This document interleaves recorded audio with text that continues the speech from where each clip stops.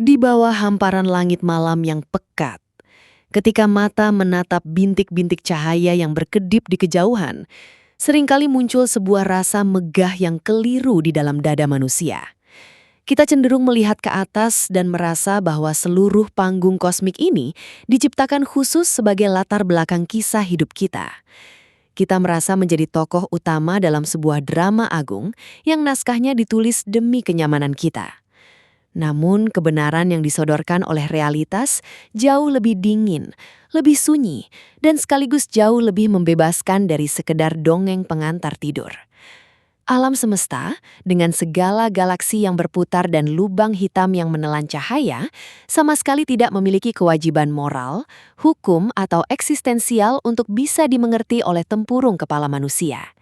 Kita hanyalah percikan kecil yang lahir dari ketidaksengajaan atom, mencoba membaca buku raksasa yang bahasanya tidak pernah ditulis untuk kita. Pernyataan ini yang seringkali digemakan oleh para penjelajah sains modern seperti Neil deGrasse Tyson bukan sekedar sebuah kalimat skeptis, melainkan sebuah hantaman keras yang meruntuhkan dinding-dinding ego manusia. Ia adalah sebuah pukulan telak yang melandar tepat di wajah mereka yang selalu menuntut agar setiap teka-teki memiliki jawaban instan saat ini juga.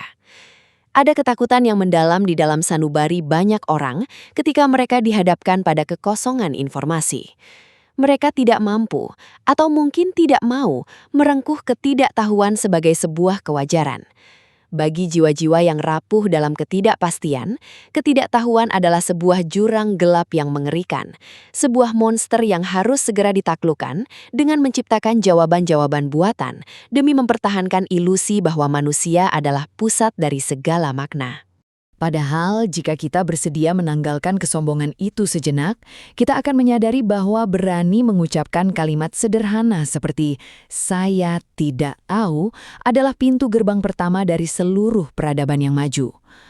Kalimat itu bukanlah tanda kelemahan, melainkan sebuah deklarasi kejujuran intelektual yang paling murni. Ketika sebuah bangsa atau sebuah kelompok manusia memiliki keberanian untuk mengakui batas dari apa yang mereka pahami, disitulah mesin pencarian kebenaran mulai bergerak. Rasa tahu yang dipaksakan hanya akan melahirkan kejumudan, sebuah titik mati di mana pikiran berhenti menjelajah karena merasa telah menggenggam seluruh rahasia dunia. Sementara itu, ketidaktahuan yang diakui dengan lapang dada adalah bahan bakar bagi setiap penemuan besar yang pernah mengubah jalannya sejarah manusia. Sayangnya, kecenderungan umum yang sering kita saksikan adalah kebiasaan purba yang terus berulang, menyisipkan makna-makna mistis ke dalam setiap celah yang belum sempat dijelaskan oleh lembar-lembar sains. Ketika petir menggelegar di masa lalu dan manusia belum memahami hukum fisika tentang muatan listrik, mereka menciptakan sosok penguasa langit yang sedang murka. Ketika wabah penyakit melanda dan dunia kedokteran belum menemukan mikroskop, manusia menyebutnya sebagai kutukan dari kekuatan tak kasat mata. Pola ini terus bertahan hingga hari ini, sebuah fenomena yang dalam dunia pemikiran dikenal sebagai konsep Tuhan atas celah-celah ketidaktahuan atau God of the Gaps. Setiap kali ada sebuah misteri alam yang belum terpecahkan oleh rumus matematika atau eksperimen laboratorium, celah kosong itu langsung diisi dengan narasi supranatural, sebuah jawaban instan yang menenangkan namun sekaligus mematikan nalar. Menjadikan entitas mistis sebagai penambal lubang ketidaktahuan adalah sebuah jalan pintas yang merugikan pertumbuhan jiwa manusia. Sesuatu yang belum dimengerti oleh sains hari ini tidak pernah berarti bahwa hal tersebut tidak akan pernah bisa dimengerti di masa depan. Menjejalkan jawaban-jawaban gaib ke dalam ketidaktahuan kita hanya akan membuat Tuhan atau kekuatan mistis tersebut mengecil dan menyusut setiap kali sains melangkah maju membuka tabir baru. Ketika batas pengetahuan kita meluas, celah-celah itu mengecil, dan perlahan-lahan ego yang digantungkan pada jawaban instan tersebut akan ikut retak. Sungguh sebuah ironi yang menyedihkan ketika keindahan sejati dari alam semesta yang berjalan berdasarkan hukum-hukum mekanika yang elegan harus dikerdilkan menjadi sekadar panggung sulap dari kekuatan yang enggan dipertanyakan. Data sejarah menunjukkan dengan sangat gamblang bahwa setiap kali manusia memilih untuk menyerah pada mistisisme demi kenyamanan batin, mereka sedang menghentikan langkah kaki mereka sendiri menuju masa depan. Mereka memilih untuk meringkuk di dalam gua yang gelap, memandangi bayang-bayang di dinding, dan menganggap bayang-bayang itu sebagai seluruh realitas yang ada. Padahal di luar sana, alam semesta membentang luas tanpa peduli apakah kita mengerti tentangnya atau tidak. Kosmos tidak dirancang agar ramah terhadap keterbatasan logika kita. Ia berjalan dengan ketetapan yang acuh tak acuh, membiarkan bintang-bintang mati dan lahir dalam kesunyian yang megah, terlepas dari apakah manusia di bumi ini sedang menyembah celah ketidaktahuan mereka atau sedang berjuang mengatasinya melalui teleskop dan mikroskop. Ketika kita melihat kembali ke masa-masa di mana peradaban manusia baru mulai meraba-raba hukum alam, kita melihat sebuah pola yang sangat konsisten. Ketakutan akan hal yang tidak diketahui selalu melahirkan mitos. Manusia purba yang kedinginan di dalam gua akan memandang badai salju sebagai kemarahan dari penguasa gunung, bukan sebagai akibat dari perubahan tekanan udara dan suhu global. Ini adalah mekanisme pertahanan psikologis yang sangat mendasar. Otak manusia berevolusi untuk mencari pola, untuk menemukan hubungan sebab akibat, bahkan di tempat di mana hubungan itu sebenarnya tidak ada. Kita adalah makhluk yang haus akan kepastian, dan ketika kepastian itu tidak disediakan oleh realitas objektif, kita dengan cepat memproduksinya dari imajinasi kita sendiri. Namun, kepastian buatan ini memiliki harga yang sangat mahal. Stagnasi. Ketika sebuah masyarakat memutuskan bahwa seluruh fenomena alam yang belum terjelaskan adalah wilayah kekuasaan mistis yang tidak boleh disentuh, mereka secara tidak sadar sedang memasang palang pintu pada gerbang kemajuan mereka sendiri.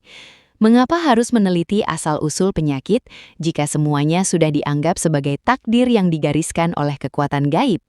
Mengapa harus membangun penangkal petir jika kilat dianggap sebagai panah api yang dilepaskan oleh tangan yang tidak terlihat?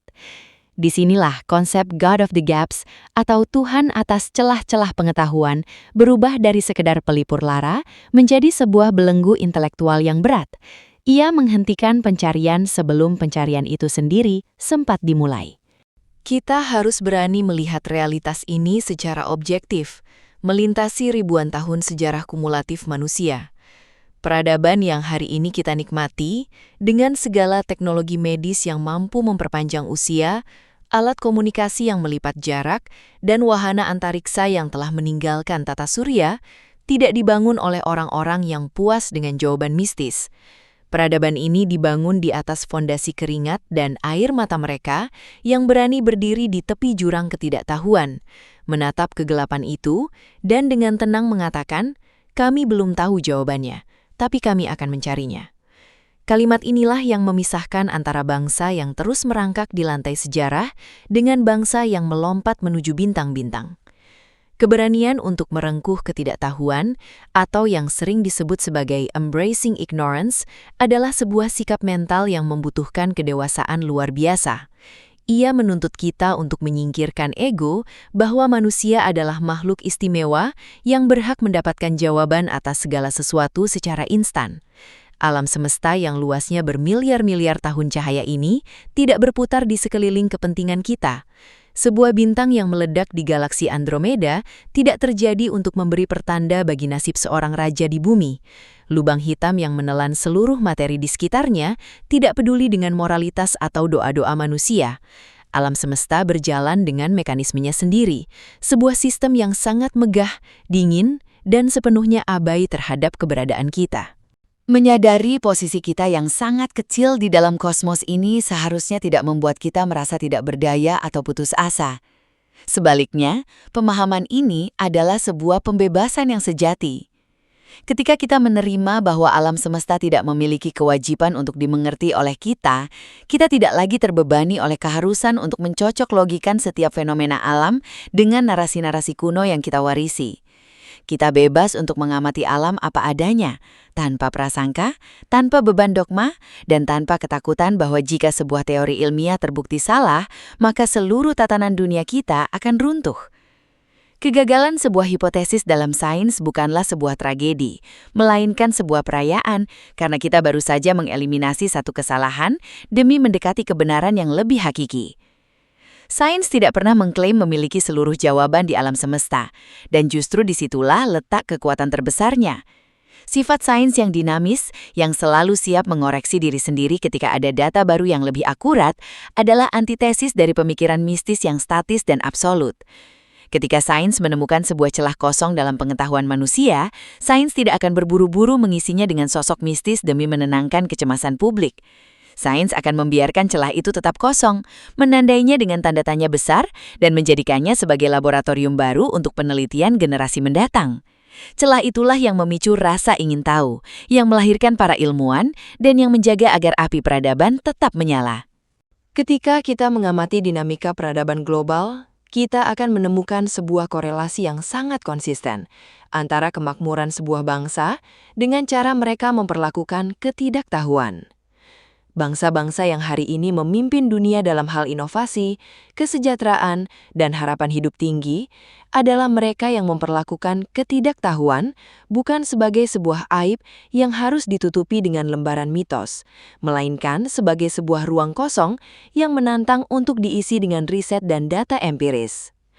Di negara-negara tersebut, anggaran raksasa dialokasikan bukan untuk merawat dogma-dogma kuno, melainkan untuk membangun laboratorium, membiayai observatorium, dan menyokong para pemikir yang menghabiskan seluruh hidup mereka hanya untuk menjawab satu pertanyaan kecil yang belum terpecahkan di batas pengetahuan manusia. Sebaliknya, kita bisa melihat bagaimana stagnasi mencengkram erat masyarakat yang mengidap fobia terhadap ketidaktahuan.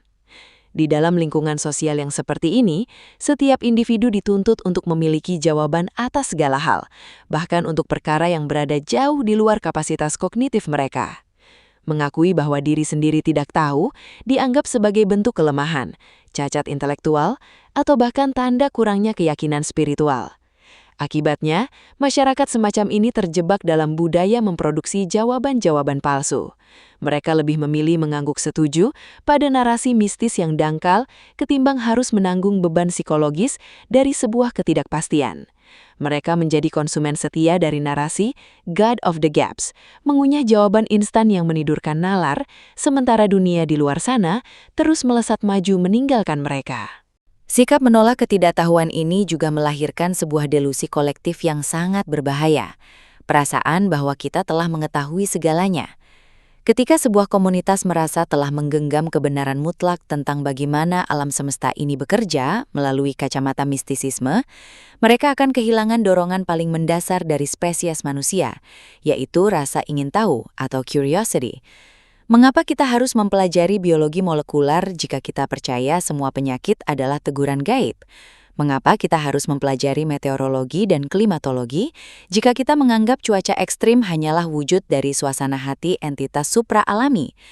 Rasa cepat puas yang lahir dari jawaban-jawaban mistis ini adalah racun yang perlahan tapi pasti mematikan fungsi kritis otak sebuah bangsa, mengubah mereka menjadi penonton pasif di pinggiran sejarah.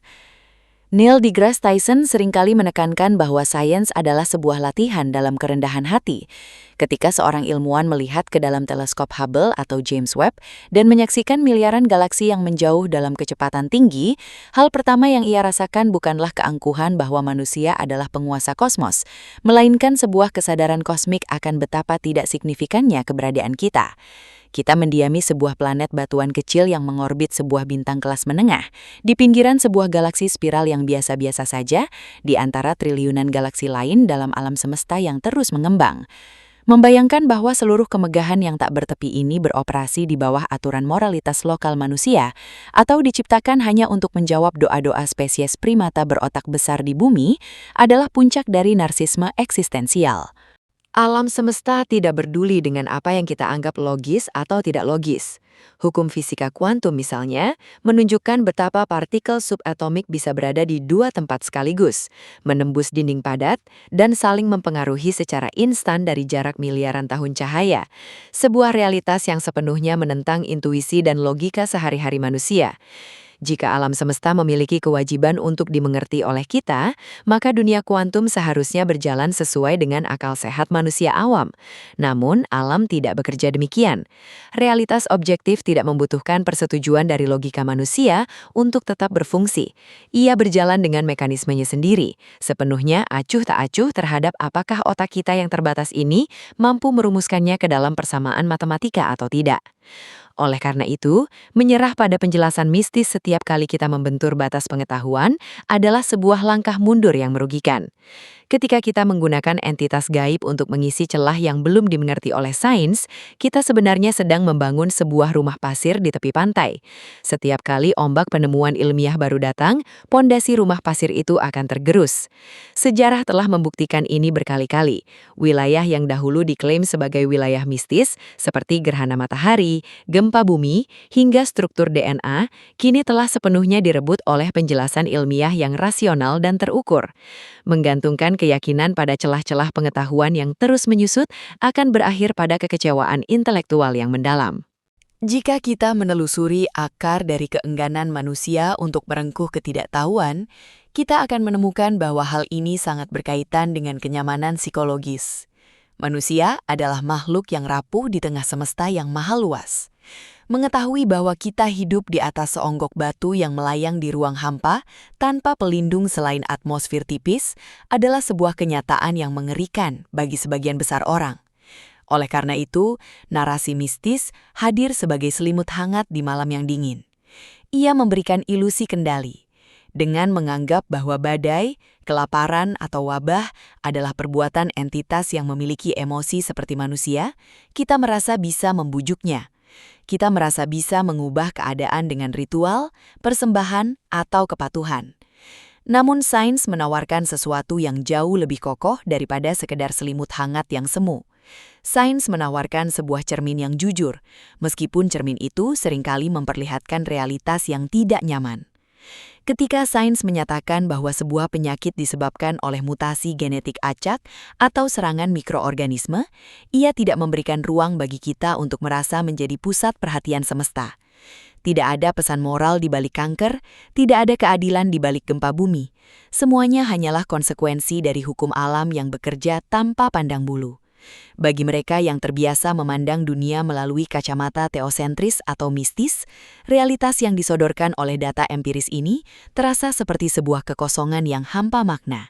Disinilah letak kesalahpahaman terbesar dari mereka yang menolak memeluk ketidaktahuan.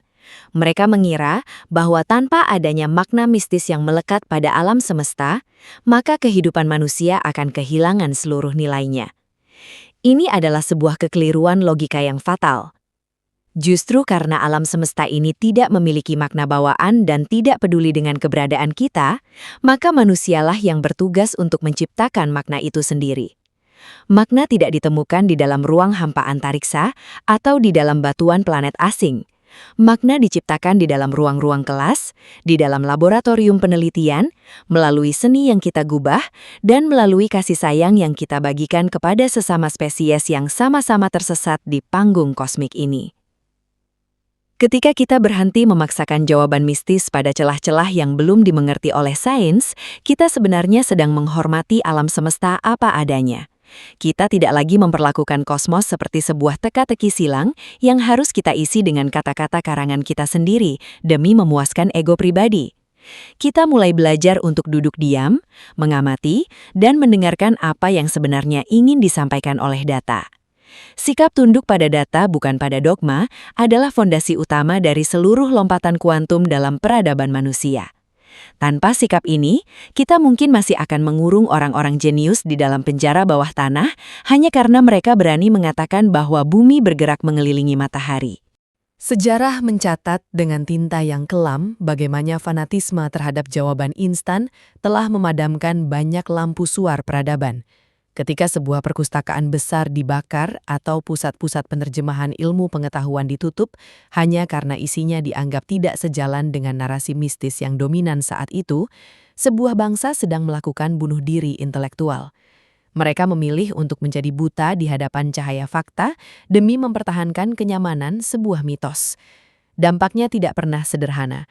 Ia bisa berlangsung selama berabad-abad, berupa kegelapan pemikiran, kemiskinan sistemik, dan ketertinggalan yang amat jauh dari bangsa-bangsa lain yang memilih jalan rasionalitas. Kita tidak boleh membiarkan siklus kemunduran itu berulang di era modern ini. Fenomena God of the Gaps harus kita lihat sebagai sebuah alarm peringatan bahwa kerja ilmiah kita belum selesai. Setiap kali kita mendengar seseorang berkata, sains tidak bisa menjelaskan hal ini, maka ini pasti sebuah mukjizat.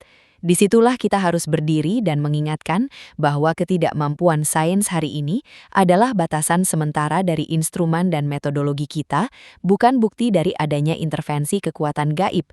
Celah itu adalah undangan terbuka bagi para pemikir masa depan untuk terus menggali, menguji, dan membuktikan, hingga apa yang hari ini dianggap sebagai misteri, esok hari akan menjadi bab pertama di dalam buku pelajaran sekolah dasar. Menolak untuk bersandar pada God of the Gaps adalah sebuah langkah berani menuju kedewasaan berpikir yang sejati. Selama berabad-abad, kita telah melihat bagaimana celah-celah ketidaktahuan manusia terus menyusut. Dahulu, ruang bagi intervensi mistis begitu luas, mencakup pergerakan planet, perubahan musim, hingga asal-usul keanekaragaman hayati. Namun, seiring berjalannya waktu, garis depan sains terus merangsek maju. Isaac Newton menjelaskan hukum gerak yang mengatur langit dan bumi. Charles Darwin mengurai jalinan evolusi yang melahirkan keindahan kehidupan. Dan para kosmolog modern berhasil memetakan radiasi latar kosmik yang menjadi gema dari peristiwa Big Bang. Setiap kali selembar tabir misteri tersingkap, ruang bagi jawaban-jawaban instan itu semakin terhimpit, membuktikan bahwa ketidaktahuan hanyalah sebuah wilayah yang belum dipetakan, bukan sebuah bukti dari adanya dunia gaib. Ketakutan akan hilangnya ruang mistis ini seringkali membuat sebagian kelompok masyarakat menjadi defensif terhadap perkembangan ilmu pengetahuan. Mereka memandang sains bukan sebagai alat pembebas, melainkan sebagai ancaman yang berpotensi merenggut kenyamanan spiritual mereka. Akibatnya, muncul upaya-upaya untuk memaksakan kecocokan antara teks-teks kuno dengan penemuan ilmiah mutakhir, sebuah upaya pseudosains yang dipaksakan demi mempertahankan ilusi bahwa leluhur kita telah mengetahui segalanya. Sikap apologetik seperti ini justru mengerdilkan nilai dari pengetahuan itu sendiri. Ia menolak esensi dasar bahwa ilmu pengetahuan selalu tumbuh dari ketidaksempurnaan, dari hipotesis yang terus diuji, dan dari kesediaan untuk membuang teori lama yang terbukti keliru di hadapan tumpukan data baru. Sebuah bangsa yang besar tidak akan membiarkan dirinya terbuai dalam nostalgia atau terjebak dalam lingkaran pembuktian semu yang tidak produktif. Untuk melangkah maju, kita memerlukan sebuah pergeseran paradigma kebudayaan yang mendasar. Kita harus mulai merayakan tanda tanya. Kita harus mendidik generasi muda agar tidak takut pada ruang kosong di dalam buku sains mereka. Ketika seorang anak bertanya tentang apa yang terjadi sebelum waktu dimulai atau apa yang melampaui batas alam semesta yang teramati, jawaban terbaik yang bisa kita berikan bukanlah sebuah dongeng teologis yang menghentikan rasa ingin tahu mereka, melainkan sebuah pelukan hangat pada realitas yang jujur. Manusia belum tahu jawabannya, dan mungkin kamulah yang akan menemukannya nanti. Dengan menumbuhkan mentalitas yang menghargai proses pencarian, kita sedang meletakkan batu pertama bagi pembangunan masyarakat yang berbasis pengetahuan atau knowledge-based society. Di dalam masyarakat seperti ini, perdebatan tidak lagi berkisar pada masalah dogma yang tidak memiliki ujung pangkal, melainkan pada interpretasi data, validitas metodologi, dan efektivitas solusi empiris terhadap masalah-masalah kemanusiaan. Kita tidak lagi membuang energi kolektif untuk merutuki ketidakpastian nasib atau mencari kambing hitam mistis atas kegagalan sistemik yang kita hadapi. Kita akan melihat setiap krisis, baik itu perubahan iklim, kelangkaan energi, maupun ancaman pandemi baru, sebagai sebuah tantangan teknis dan ilmiah yang harus dipecahkan dengan rasionalitas yang dingin dan terukur. Hantaman keras yang disodorkan oleh Neil deGrasse Tyson dan para pemikir sekuler lainnya sesungguhnya adalah sebuah undangan moral yang sangat luhur. Mereka mengajak kita untuk keluar dari zona nyaman kepalsuan dan berani berdiri tegak di bawah langit malam yang luas, memandangi kosmos yang abai tanpa rasa takut sedikitpun. Kita diundang untuk menyadari bahwa ketidaktahuan kita bukanlah sebuah aib, melainkan sebuah kanvas kosong yang maha luas yang menunggu untuk dilukis oleh sapuan kuas kecerdasan, rasa ingin tahu, dan kerja keras manusia. Di atas kanvas itulah peradaban kita akan terus ditulis, bukan dengan tinta mistisisme yang kabur, melainkan dengan torehan fakta yang tajam dan abadi. Pada akhirnya, kita harus sampai pada sebuah kesadaran yang paling jujur, bahwa alam semesta ini terlalu besar, terlalu tua, dan terlalu megah untuk sekedar menjadi pelayan bagi ego dan kenyamanan batin kita. Kosmos tidak berputar demi memuaskan rasa ingin tahu kita. Tidak pula ia sengaja menyembunyikan rahasianya agar kita terus menciptakan mitos di dalam kegelapan. Kita hanyalah penghuni dari sebuah titik biru pucat yang melayang di tengah samudra hampa yang tak bertepi. Namun, di dalam kekecilan dan keterbatasan itu, manusia memiliki satu kekuatan yang luar biasa. Sebuah lentera kecil bernama nalar yang mampu menerangi jalan di tengah ketidaktahuan, asalkan kita memiliki keberanian untuk tidak buru-buru memadamkannya dengan jawaban-jawaban instan yang semu. Berani merengkuh ketidaktahuan, berani melepaskan ketergantungan pada konsep God of the Gaps, dan berani melangkah maju dengan modal data serta kejujuran ilmiah adalah satu-satunya jalan bagi kita untuk tumbuh menjadi bangsa yang dewasa dan disegani di panggung dunia. Kita tidak bisa lagi terus-menerus bersembunyi di balik tameng mistisisme setiap kali dihadapkan pada fenomena yang belum mampu diurai oleh lembar-lembar sains hari ini. Mengakui batas pengetahuan dengan lapang dada bukanlah sebuah kekalahan. Ia adalah sebuah kemenangan atas keangkuhan diri, sebuah titik awal di mana pencarian kebenaran yang sesungguhnya baru saja bermula. Mari kita tinggalkan kecenderungan purba untuk memaksakan makna pada hal-hal yang belum kita mengerti dan mulailah belajar mencintai proses pencarian itu sendiri. Terima kasih telah berjalan bersama kami menyusuri tepian realitas kosmik yang sunyi namun menakjubkan ini. Jika Anda adalah bagian dari mereka yang menolak untuk disuapi oleh jawaban-jawaban palsu, mereka yang berani berdiri tegak di hadapan ketidakpastian, dan mereka yang percaya bahwa masa depan sebuah bangsa ditentukan oleh ketajaman nalar serta kejujuran berpikir, maka Anda tidak sendirian. Mari terus merawat kewarasan, mempertanyakan segala hal yang mapan tanpa dasar, dan berani menyuarakan kebenaran yang seringkali tenggelam di balik riuhnya dogma. Sampaikan pemikiran Anda di kolom komentar di bawah, bagikan video ini kepada jiwa-jiwa yang sedang mencari arah, dan jangan lupa untuk menekan tombol subscribe serta menyalakan lonceng notifikasi. Tetaplah berani berpikir jernih, tetaplah setia pada data, dan sampai jumpa di ruang diskusi selanjutnya hanya di Silent Majority.